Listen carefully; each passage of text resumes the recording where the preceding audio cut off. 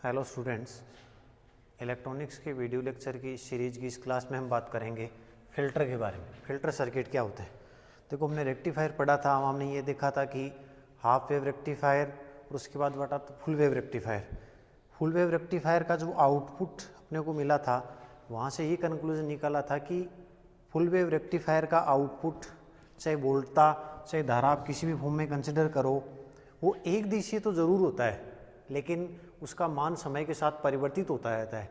यानी ये कह सकते हैं कि वो प्योरली डीसी नहीं होती, एसी और डीसी दोनों का मिक्सचर होती है। उस आउटपुट वोल्टेज या आउटपुट करंट में से एसी के कंपोनेंट्स को अलग करने की जो प्रक्रिया है उसको कहा जाता है स्मूथिंग। एसी के कंपोनेंट की अलग करने की प्रक्रिया को स्मूथिंग कहा जाता है, मिश्रण कहा जाता है। और इसके लिए जो परिपथ काम में लिए जाते हैं उनको कहा जाता है फिल्टर सर्किट, फिल्टर परिपथ। यानी स्पंदमान या उर्मिका वोल्टता या धारा में से प्रत्यावर्ती घटकों को अलग करने के लिए जो विद्युत परिपथ काम में लिए जाएंगे वो फिल्टर कहलाते हैं। अब फिल्टर सामान्यतया प्रेरक कुंडली L और संधारित्र C के कॉम्बिनेशन से बनेंगे। तो यहाँ हम 4 प्रकार के फिल्टर पढ़ेंगे। सबसे पहले हम बात करते हैं first shunt capacitor filter. Shunt capacitor filter, पार्श्वपथ संधारित्र फिल्टर। शंट कैपेसिटर फिल्टर इसलिए कहेंगे इसको क्योंकि इसमें कैपेसिटर जो होगा वो लोड प्रतिरोध RL के पैरेलल में शंट में जुड़ा होगा। जैसे हाफ वेव रेक्टिफायर की बात कर लेता हूँ मैं। ये हाफ वेव रेक्टिफायर के लिए ट्रांसफॉर्मर की प्राइमरी कोयल या secondary coil, half wave rectifier में ये एक पीएन डायोड जुड़ा हुआ है, ठीक है। यहाँ लोड प्रतिरोध RL जुड़ा होता है। In general half wave rectifier यही है। इसको शंट कैपेसिटर फिल्टर में कन्वर्ट करना है तो इसके पैरेलल में एक कैपेसिटर C लगा दिया जाता है। इसको नाम दे दूँ, जैसे P नाम दे दिया, इसको क्यों दे, सॉरी इसको A दे दूँ, इसको B दे दूँ, और ये हो गया डायोड का P और N सिरा, तो ये डायोड हो गया D। यहाँ कोई प्रत्यावर्ती वोल्टता स्रोत लगा है। तो अब ये जो इलेक्ट्रिक सर्किट बन गया वो क्या बन गया, शंट कैपेसिटर फिल्टर। यानी इसके आउटपुट में लोड प्रतिरोध RL के पैरेलल में क्या लग जाएगा, कैपेसिटर, ठीक है। अब ये जो कैपेसिटर है उसकी अगर प्रतिघात कैलकुलेट करूं तो अक्सी का मान होता है 1/ωc, यानी 1/2πfc, ठीक है। अब एफ कैपेसिटर की कैपेसिटेंस का मान इस प्रकार से एडजस्ट किया जाता है या इतना अधिक रखा जाता है ताकि अक्सी का मान लोड प्रतिरोध RL की तुलना में क्या हो, काफ़ी कम। अगर ऐसा होगा तो यहाँ से जो करंट आएगी जिसमें एसी के कंपोनेंट्स होंगे, उन एसी के कंपोनेंट्स को ये जो कैपेसिटर है वो बाईपास प्रदान कर देगा। तो बाईपास प्रदान करने के लिए इसका प्रतिघात है वो लोड प्रतिरोध RL के कंपेरेटिवली क्या रखा जाता है, कम रखा जाता है, ठीक है। अब ये आपको पता होगा कि हाफ वेव रेक्टिफायर जब आपने पढ़ा था तो उसको आउटपुट कुछ इस टाइप का आ रहा था।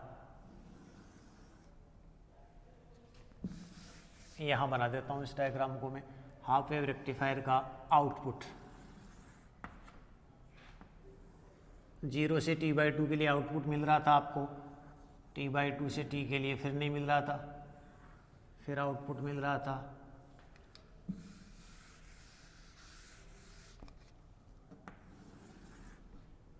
जीरो से T/2 के लिए आउटपुट मिलेगा आपको, फिर आउटपुट मिलेगा, फिर नहीं मिलेगा, और फिर आउटपुट मिलेगा।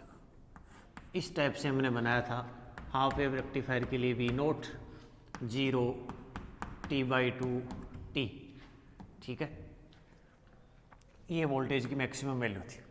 अब इनिशियली जैसे हम कंसिडर करें, जब इस केस की बात करें 0 से T/2 वाले की, तो क्या होगा, इस केस में आपको आउटपुट जो वोल्टेज मिल रहा है उसकी वैल्यू इंक्रीज हो रही है, इंक्रीज होकर एक मैक्सिमम वैल्यू तक आउटपुट मिल रहा है आपको। वो मैक्सिमम वैल्यू, पीक वैल्यू हमने कंसिडर की थी हाफ वेव रेक्टिफायर में EM, ठीक है। तो इसके लिए पीएन डायोड फॉरवर्ड बायस में होगा, करंट फ्लो होगी, तो कैपेसिटर क्या होगा, चार्ज होगा, और होते होते जब आपको मैक्सिमम आउटपुट मिलेगा उस केस में कैपेसिटर मैक्सिमम चार्ज हो जाएगा और कैपेसिटर का जो मैक्सिमम वोल्टेज है, यानी अगर बात करूँ ये पॉजिटिव प्लेट हो जाएगी, जैसे ये नेगेटिव हो जाएगी, तो इस सिचुएशन में कैपेसिटर पर मैक्सिमम वोल्टेज आ जाएगा पॉजिटिव पे प्लस EM और नेगेटिव वाले पे क्या आ जाएगा माइनस EM।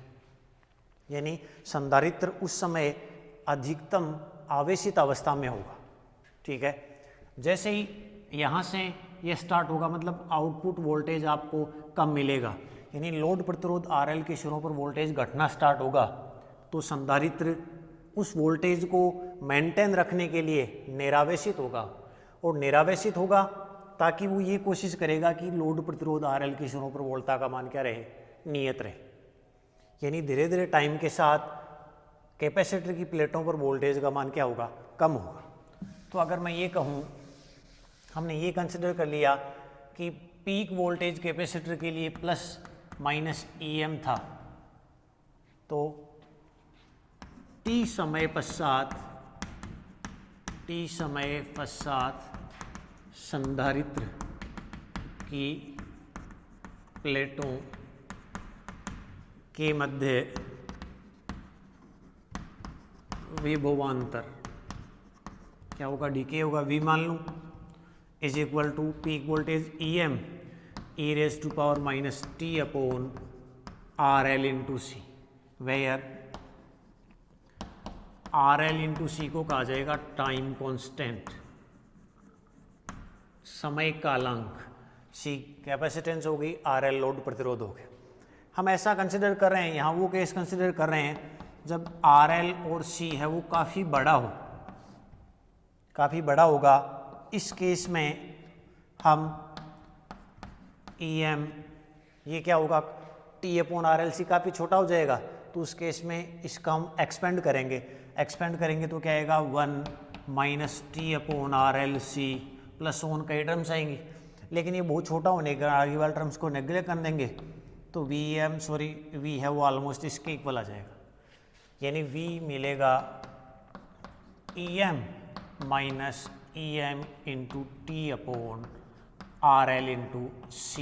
ये क्या है, T टाइम पर कैपेसिटर की प्लेटों के बीच में पोटेंशियल डिफरेंस, EM क्या था मैक्सिमम, और जैसे जैसे टाइम इंक्रीज हो रहा है क्या हो रहा है, डिक्रीज।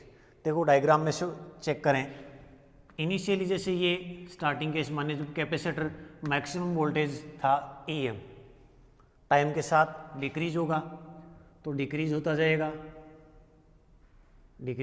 फिर जब कैपेसिटर दोबारा चार्ज होना स्टार्ट होगा फिर के इंक्रीज होगा और मैक्सिमम चार्ज हो जाएगा।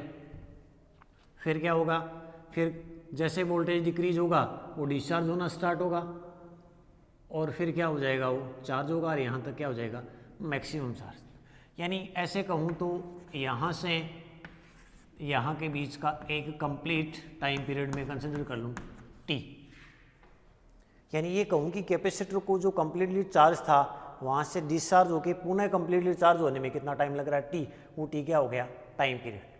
तो इस कैपिटल T टाइम बाद में अगर कैपेसिटर पर वोल्टेज में कंसिडर करूं,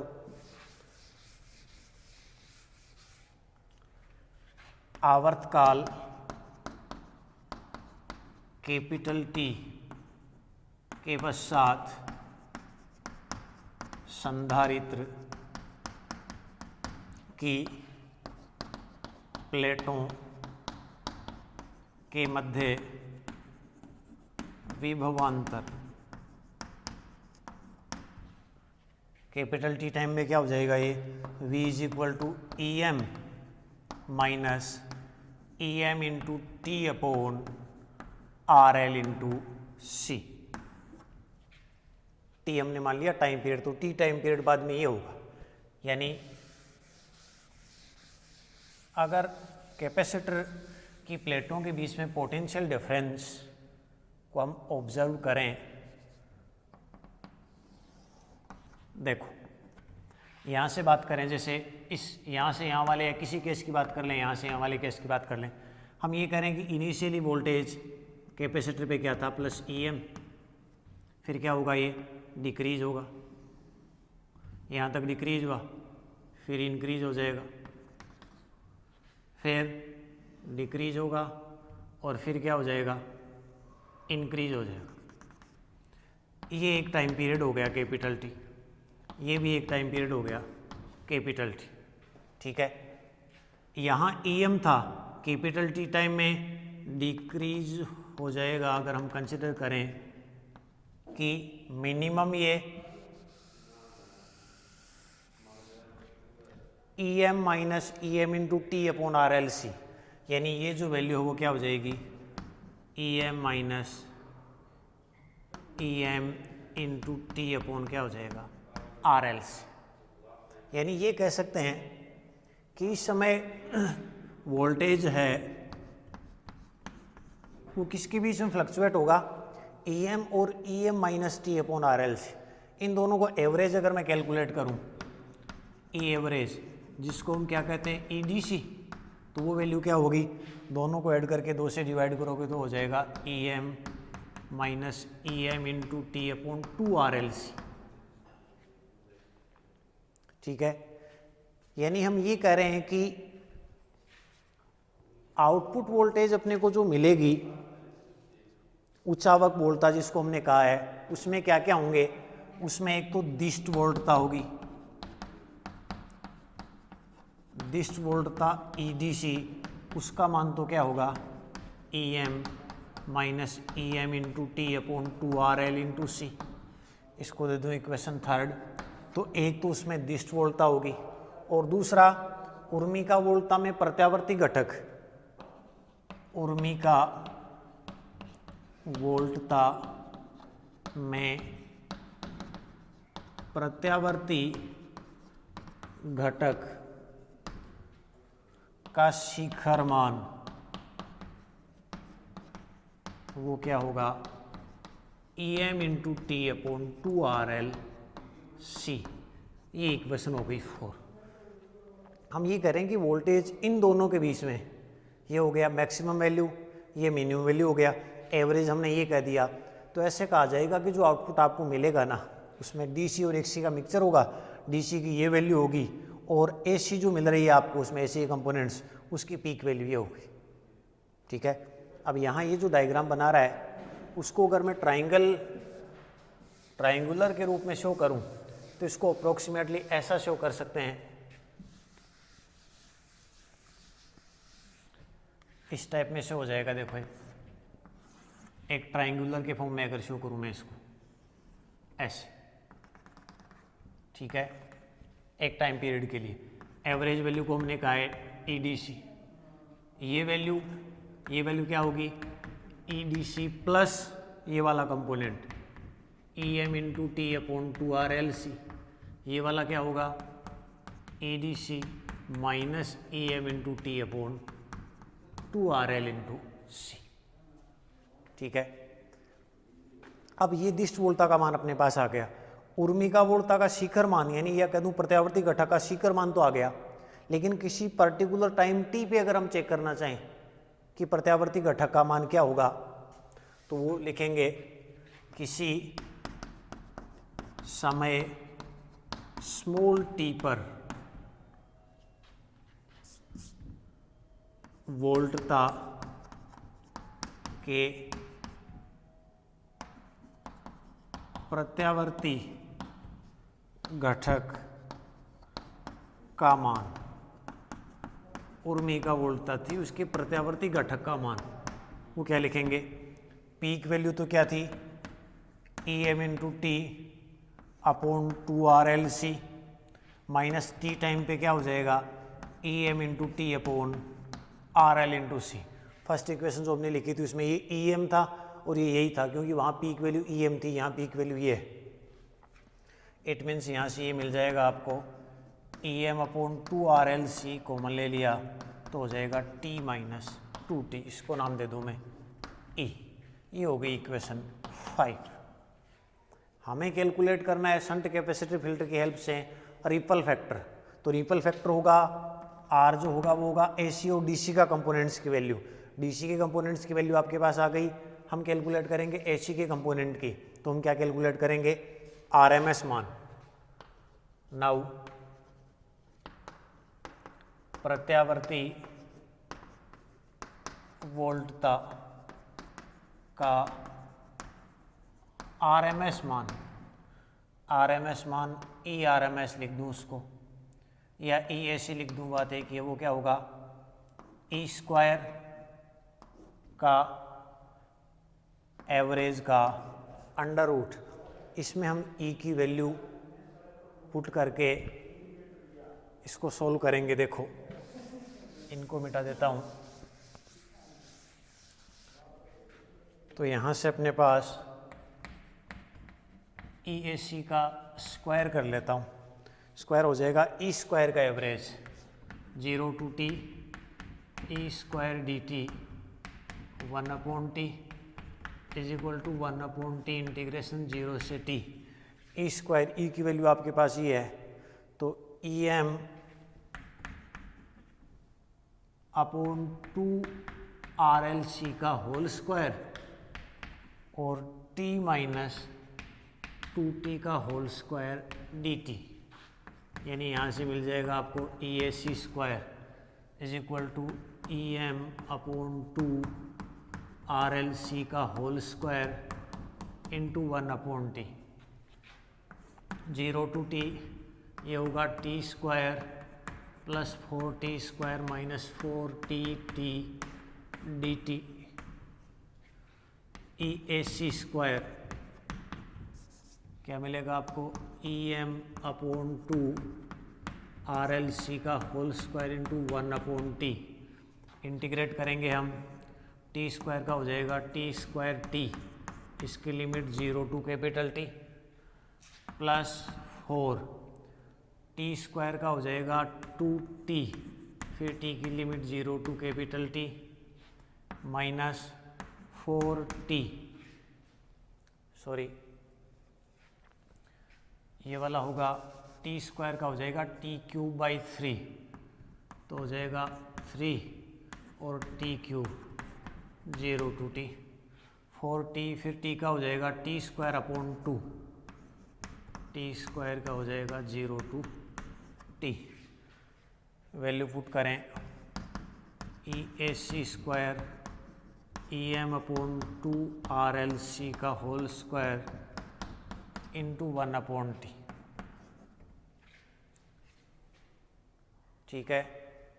यहाँ वैल्यू हम पुट करेंगे, देखो T square T minus 0 T हो जाएगा प्लस 4/3 क्या हो जाएगा ये t³, फिर माइनस 2t, फिर क्या हो जाएगा ये टी स्क्वायर, यानी यहाँ से ई एम अपॉन 2 RLC का होल स्क्वायर, t³ बाहर आ जाएगा, एक t कैंसिल हो जाएगा, टी स्क्वायर बच जाएगा यहाँ, ठीक है। क्या बचेगा यहाँ 1 प्लस 4/3 माइनस क्या बच जाएगा 2, इधर लिख रहा हूँ इसको,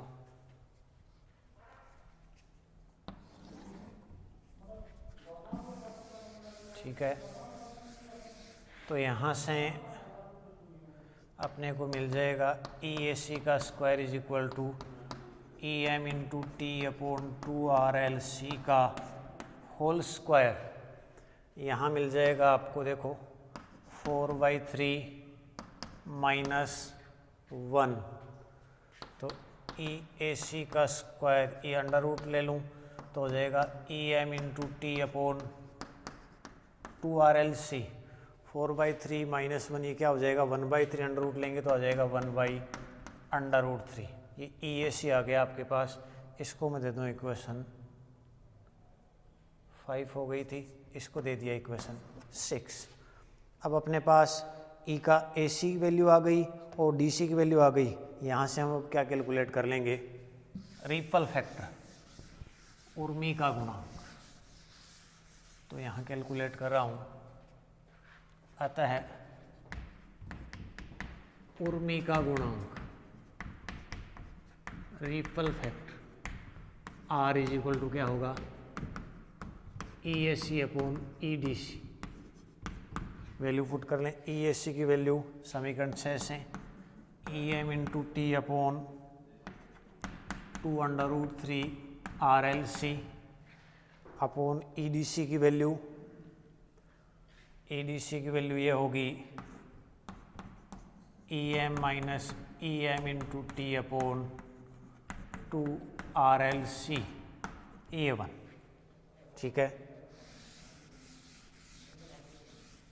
यहाँ से क्या मिलेगा देखो, R is equal to EM common cancel हो जाएगा तो ऊपर बचेगा T अपॉन 2√3 RLC को अंदर मल्टीप्लाई कर दूँ तो हो जाएगा RLC माइनस यहाँ से बच जाएगा T/2। ठीक है, ये रिपल फैक्टर की वैल्यू आ गई आपके पास। अब अगर ऐसा मान लो हमने ऐसा कंसिडर किया था, सिंस टाइम कांस्टेंट की वैल्यू काफ़ी ज़्यादा ली थी तो RLCO T/2 से काफ़ी बड़ा हो जाएगा, तो R अप्रोक्सीमेटली किसके बराबर आ जाएगा, T अपॉन 2√3 RLC। ठीक है, अब यहाँ से √3 की वैल्यू रख के आप सोल्व करोगे तो ये वैल्यू आ जाएगी 0.288 T अपॉन RLC। इसको दे दूँ मैं इक्वेशन 7। ठीक है, ये वाला केस हमने सोल्व कर लिया। अब ये हमने अगर फर्स्ट केस मान लो फॉर हाफ वेव रेक्टिफायर, तो हाफ वेव रेक्टिफायर के लिए T इज इक्वल टू क्या होगा, 1/f। तो रिपल फैक्टर HWR के लिए क्या आ जाएगा, 0.288 RLCF। ये तो आ जाएगा हाफ वेव रेक्टिफायर के लिए। फुल वेव रेक्टिफायर के लिए अगर लिखें, फॉर फुल वेव रेक्टिफायर, उसके लिए टाइम पीरियड T क्या होगा, 1/2f। F क्या फ्रीक्वेंसी, तो R फिर फुल वेव रेक्टिफायर वो क्या हो जाएगा, यहाँ 2 से डिवाइड हो जाएगा ये, तो 0.144 अपॉन RLC और क्या हो जाएगा, F। तो देखो इन दोनों फॉर्मूले से ये चेक हो रहा है कि जो रिपल फैक्टर वो किस किस पे डिपेंड कर रहा है, RLC और F है। यानी अगर लोड प्रतिरोध RL का मान आप बढ़ाओगे तो रिपल फैक्टर क्या हो जाएगा, कम। RL अगर आपने बढ़ा दिया है, इसका मतलब आउटपुट वोल्टेज जो मिलेगा वो लोड प्रतिरोध के अक्रॉस मिलेगा, उसका मान क्या हो जाएगा, बढ़ जाएगा। यानी शंट कैपेसिटर फिल्टर के लिए लोड प्रतिरोध RL का मान बढ़ाकर, या कह दूँ निर्गत वोल्टता आउटपुट वोल्टेज लोड के अक्रॉस का मान बढ़ा के उर्मिका गुणांक का मान क्या किया जा सकता है, कम।